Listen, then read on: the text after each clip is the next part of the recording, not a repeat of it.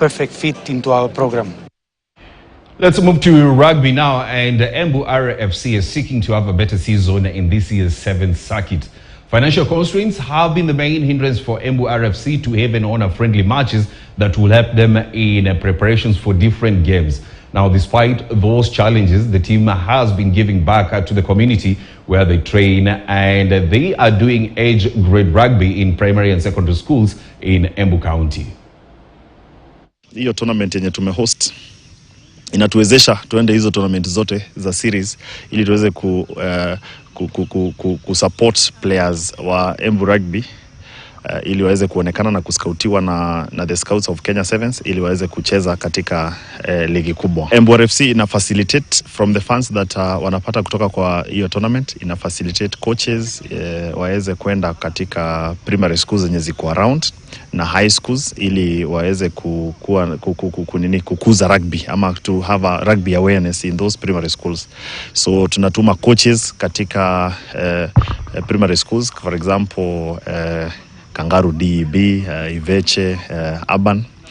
Then pia coaches in high schools like All Saints, we send coaches there.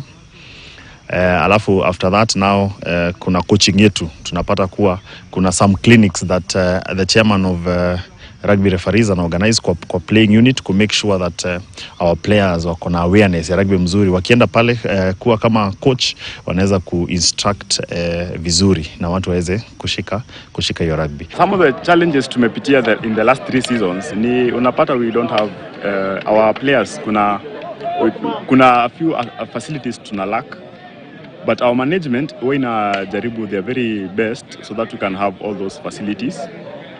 And then unapata pia kuna hizo mambo na kutravel, players hawapati allowance. Those are some of the challenges that tunapata, lakini our players one of the good things naonanga na our players ni that watu wanajitolea despite of all those things. Wase wanajitolea, wanakuja training, game day wanashow up. Watu sana wanatafuta tukicheza rugby, kuna watu wengine pia wanafanya kazi. So unaweza pata mtu amepostiwa to another county kama Nairobi ama mbali Nakuru. So inakuwa a bit challenging to have consistent players. Zetu ni zile tu zenye Chesco amekuwa akituambia tunataka kucheza Div 1 7s na 15s tunajaribu tupande championship.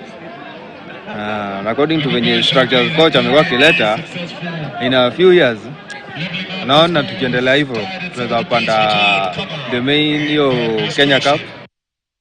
Let's move to golf now. Junior Maina Iraqi, playing off handicap 6, displayed remarkable talent and skill to emerge as the